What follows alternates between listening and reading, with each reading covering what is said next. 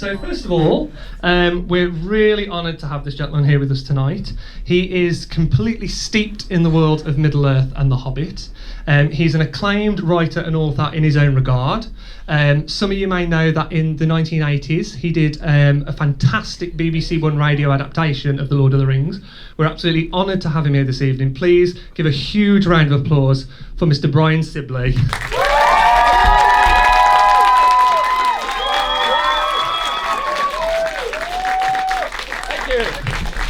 Brian, thank you ever so much for being here tonight. It's an absolute joy. I can't imagine where else I could have spent a better Saturday evening. Well, thank you very much. We're very honoured to have you. Well, otherwise it would have been Strictly Come Dancing, but I mean, that can't compete with this. No contest, no contest. So next up, obviously there is one name that is synonymous with the world of Middle-earth, and that is the name of Tolkien. We wouldn't be here, the films wouldn't be here, and none of this would have been possible without, obviously, J.R.R. Tolkien. So we are honoured to have a member of the Tolkien family with us this evening. Please welcome, he appeared in The Return of the King as well. He's been a firm supporter of these films. Please welcome Mr. Roy Tolkien.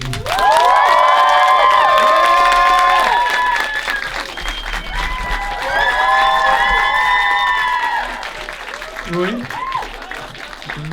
thank you ever so much for being with us tonight, Roy. Oh, thank you for inviting me. Wow, I want to see all the costumes. Stand up with your Anyone in costumes, stand up.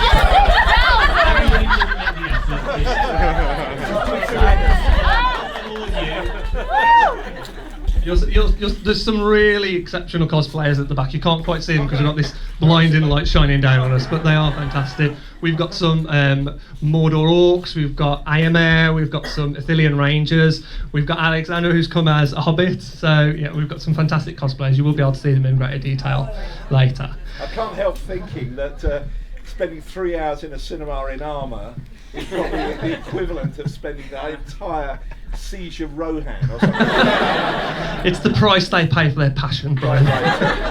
And finally, tonight we are here, obviously, to see the end of the Middle-earth saga. So it seemed only fitting that we needed someone here who was part of all 6 films. And as we are about to go on our final adventure in Middle-earth, who better to send us on our way than our very own wizard?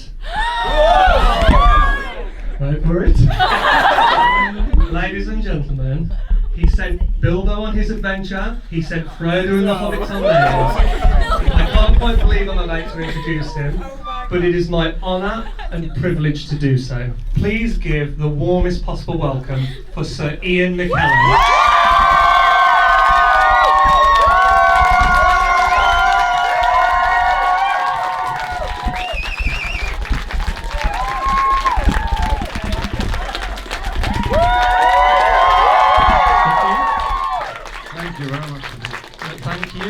Thank you ever so much for being here. As you can see, they're incredibly excited to have you here. Where's Galadriel? Galadriel, stand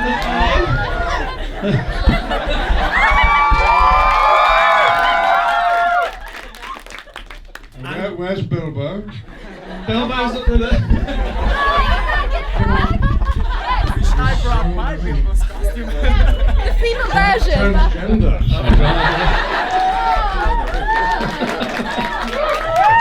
We've taken it into the 21st century, and we, of course, we have a Gandalf with us.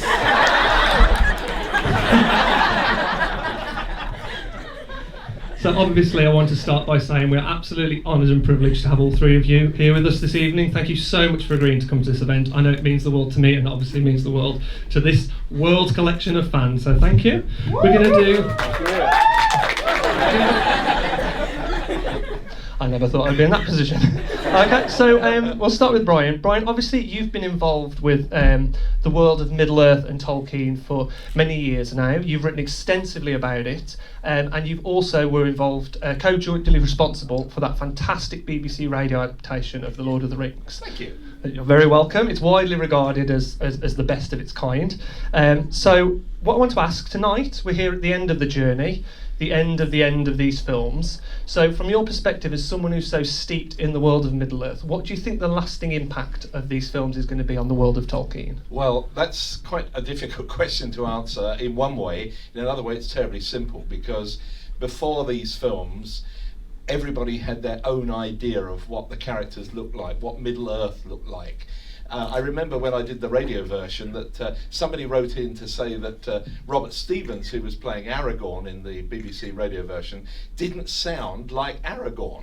And I wondered how people knew that he didn't sound like Aragorn, except of course that all of us know, if you've read the books, you have your own voices and you have your own pictures in your head.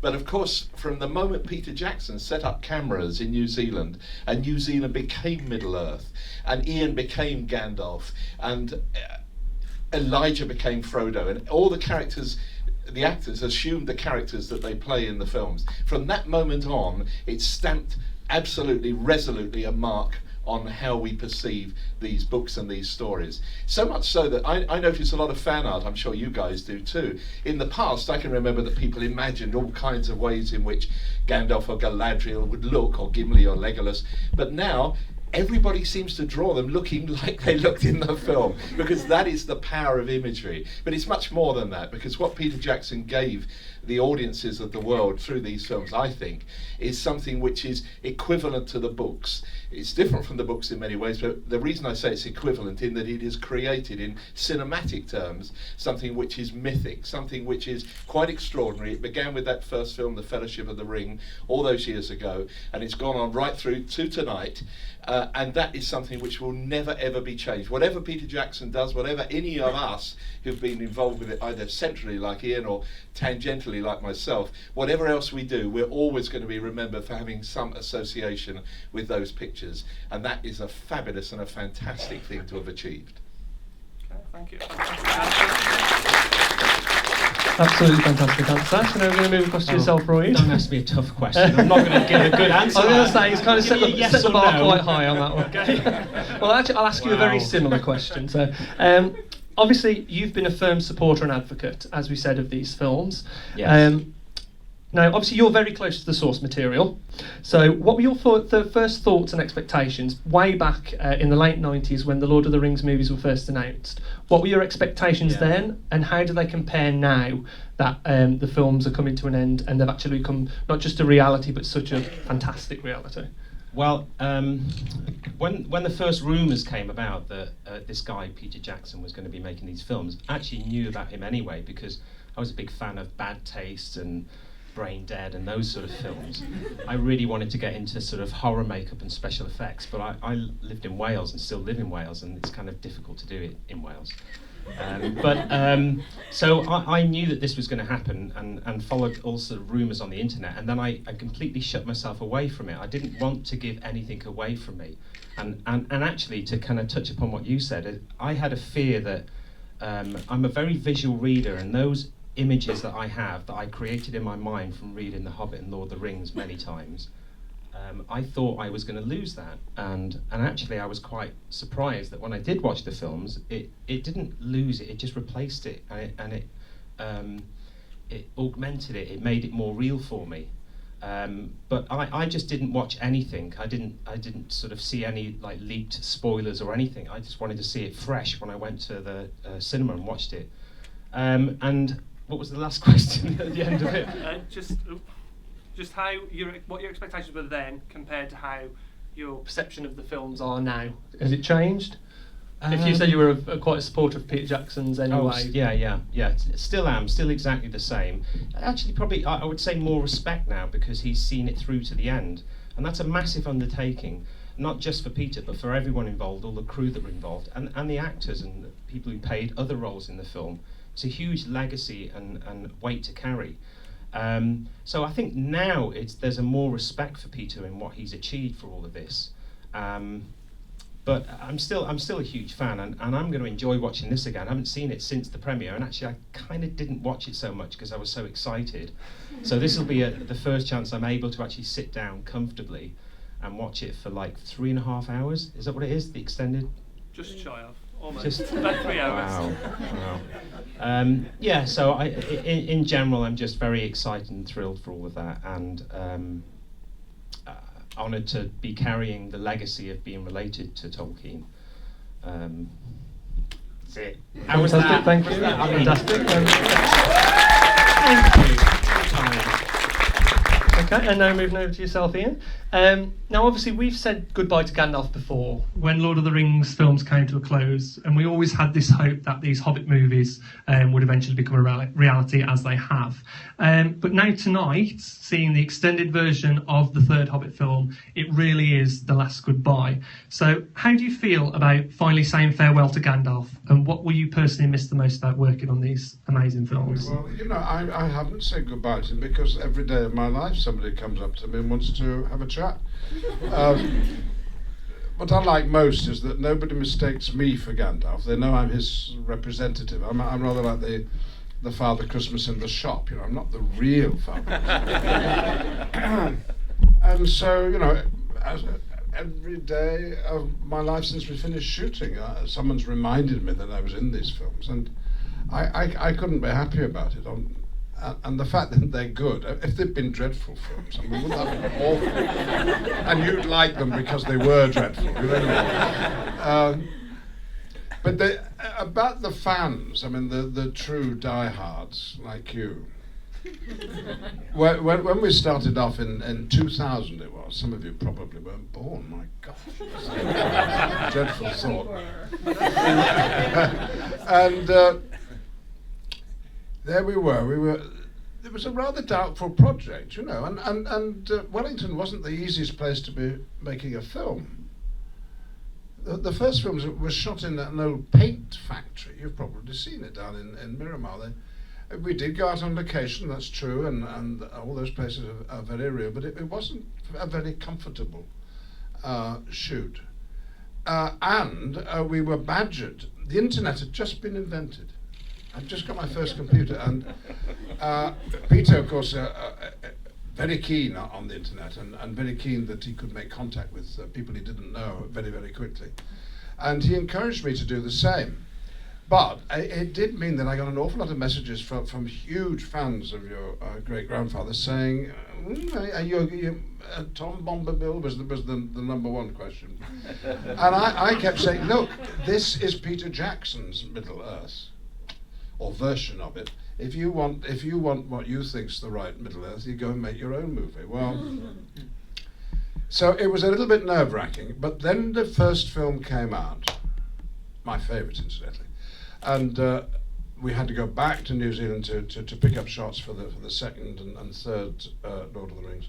We then knew we were making films for people like you who were crazy about them, and it was millions of people beyond you. And I don't know if you're aware of it, but all over the world, the people's lives have been touched by these amazing films and the amazing stories and the amazing books. It's just in the fabric of the last 50 years of life throughout the world, and to be allowed to be part of it is, I can't quite believe it's all happened, but. I keep in my basement Gandalf's hat, and I keep by the front door, I hang my real hats on it, Glamdring, and in my pub next door you can see Gandalf's staff, but otherwise just memories, and very, very, very happy ones. Fantastic. Thank you ever so much, Ian. So we're going to open to the floor now. It's only going to be a few questions to keep things progressing smoothly. So do we have any questions for any of our guests? Rachel? Hi. This is for Mr. Sibley. My brother and I are really big fans of the radio dramatisation. And I was wondering, was there anything that was particularly difficult to convey on the radio? And was there anything that you thought was actually easier to do on the radio than in the movies? Well, yes, the easier thing was to be able to stage battles because it didn't require either thousands of extras or thousands of dollars being spent on CGI. So that was a lot easier. You know, you can have 6 actors around a microphone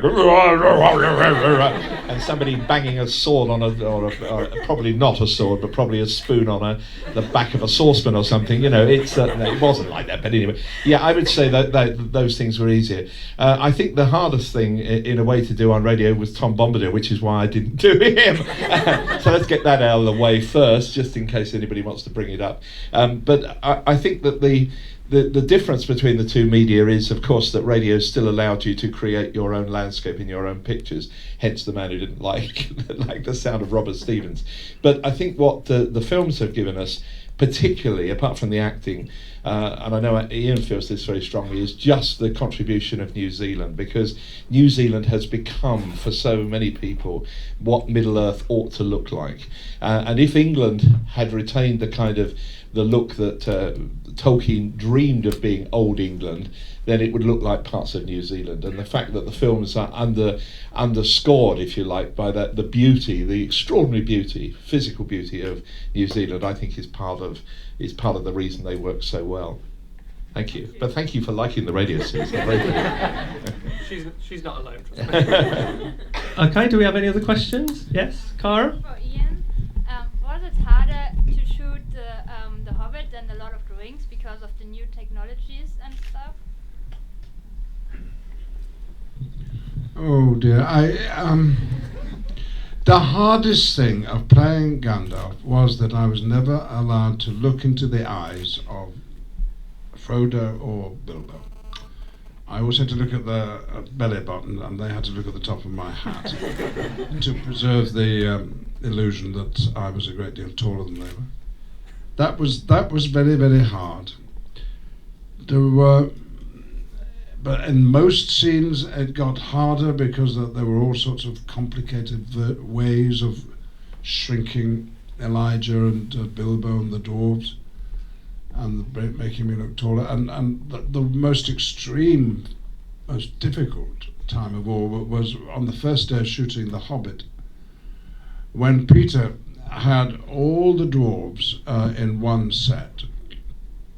Now these were actors I'd just met for the first time. But on set, of course, they were done up with their masks and their disguises. I was on another duplicate set, which made me look tall. There were 2 cameras that were, they call it enslaved, doing exactly the same moves, you know, going in and going out and going round. They're both doing that. And then Peter put the 2 pictures together, and magic occurred on the screen. But I was in this lonely little set. There was no one behind this camera. It was a robot. It was just me.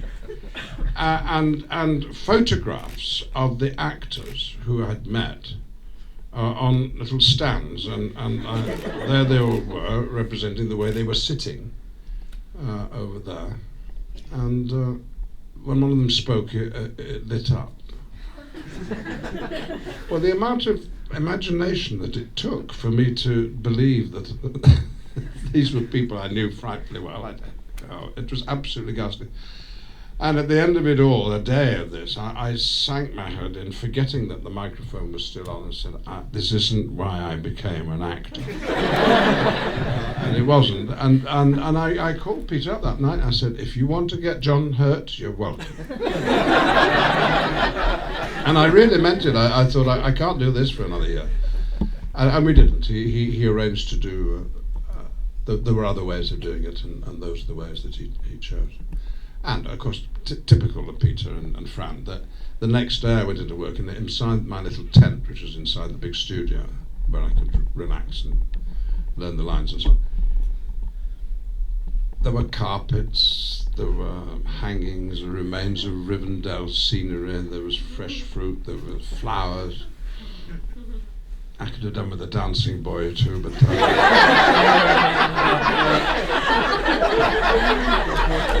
And there I was, feeling very much at home, and of course, as we all felt on the films, very much loved. And Brian's talked about New Zealand.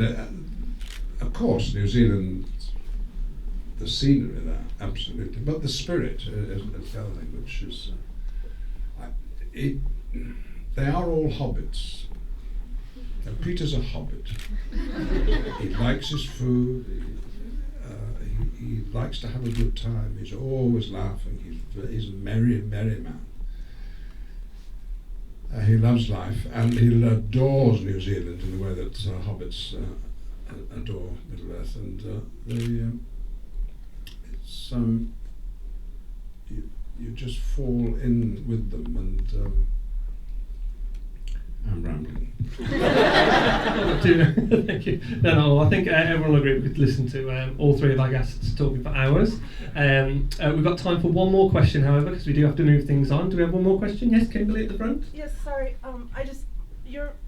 Gandalf was my brother's favorite character, so I have to ask on his behalf. And you guys can answer as well. Just what in all 6 movies, basically, what was your favorite scene, either to film in your case or just in general? Like, is there one moment that just really hit you? You can let him go first. Put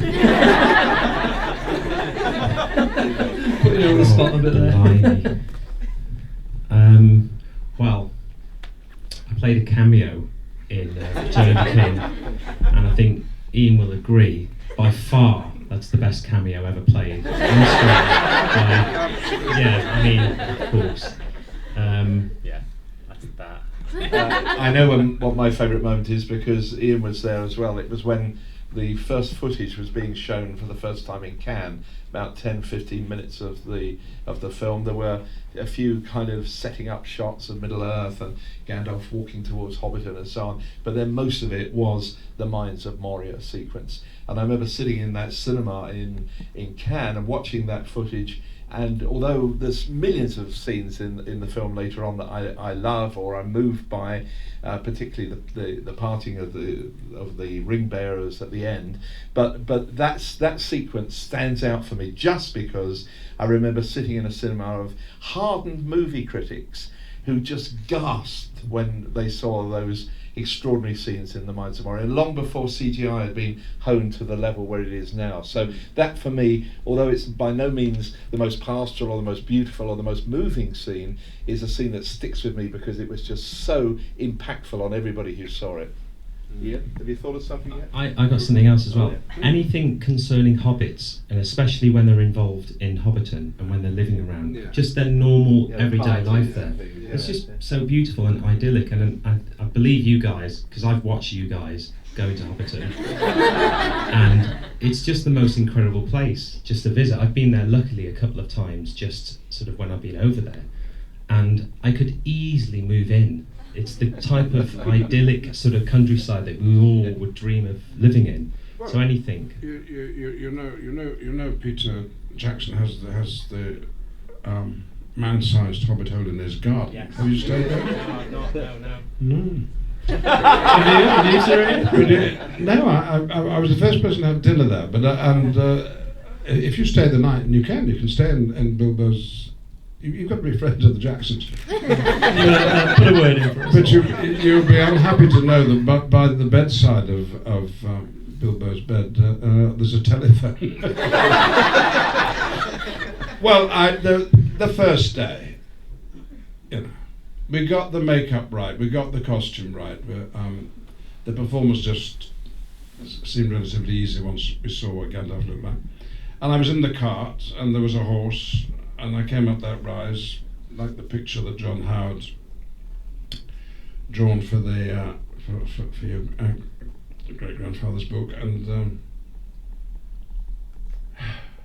well, I thought, oh, I see, here I am, and I knew that the flowers had been grown and the vegetables had been grown over the last year, that everything was really as it should be, and. I just felt it was going to be all right. I did have a great difficulty keeping the hat on because it was a windy day, but that aside. Now the next day, or maybe 2 days later, was certainly the next scene I shot, having done the first scene of Lord of the Rings on the first day. 2 days later, I was doing the last scene of the third movie of Lord of the Rings, Gandalf the White. I said, who is Gandalf the White? And they devised this costume and the wig and everything, and And I said, give me a quick rundown, Peter, on what's been happening. He said, oh, an awful lot of things. And it was saying goodbye to the hobbits, you know? Very moving scene. Mainly because of the music, because I said, Peter, who are these? Who are these people? He said, they're the hobbits. He said, no, but do I like them? Oh, yes, you've been on journey. All these pathetic questions I was asking.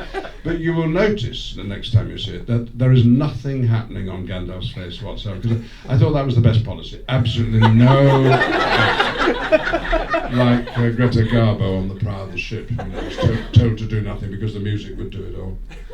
And that was the first time I got to not work with Kate Blanchett, because she was in the scene. We were going off to Grey Havens together, but she wasn't actually there. She was in Australia, and by the time she was in New Zealand, I was in England. So that was a very, very, very odd day. And the movie was full of things like that. You were swinging from intense, actual pleasure and delight and certainty and no acting required, and then suddenly a scene which would knock you sideways. But on the whole, I enjoyed every single day of it. And of course, you just mentioned that scene shooting at the Grey Havens. You weren't able to directly interact with Kate Blanchett. No. But that is something that did come true years later when you were filming for The Hobbit. I know. Well, Kate, you see, is a theatre person like me. She was running theatre in Sydney, the Sydney Theatre Company, whilst doing all her amazing film work, and that appealed to me and nerd. She's also a smoker. So we were always nipping out the back, having a fag and gossiping about this, that and the other. And frankly, falling in love a little bit. And I thought that Peter picked up on that and put it into the scene that they have at Rivendell, where they hold hands and she promises to come and look after him if necessary. And Gandalf is clearly very, very sweet on her. So I thought that had just come from the relationship between the actors. Well, I saw Guillermo del Toro recently, and we were talking about that scene. He said, yes, that was my idea.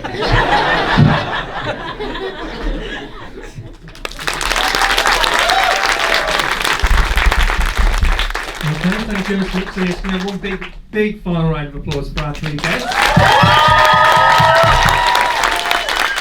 And then finally, just before we start the film, there's somebody else who couldn't be here this evening, so I'm going to hand over to yourself, Ian, and he's going to introduce another little surprise. Well, I haven't seen the message, but it's come from New Zealand, and it's the Hobbit himself. Hi.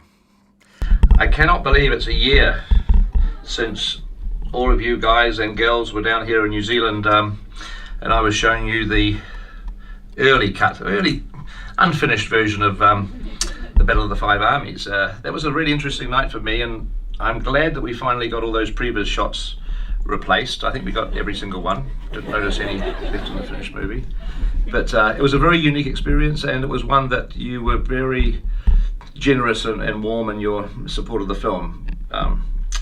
You helped a nervous filmmaker through a very sticky little patch there, so I appreciate that, and I'm so glad that you're all having a reunion of sorts a year later. It's a terrific thing to do, and I guess that makes you a genuine fellowship. That's what fellowship's all about. So here's to you, wherever you are around the world tonight, and I just have a beer from me, please. And I wish I could join you, but I'm stuck down here working as usual. So all the best, and maybe we'll get to see each other in a year's time for the second reunion. Thank you.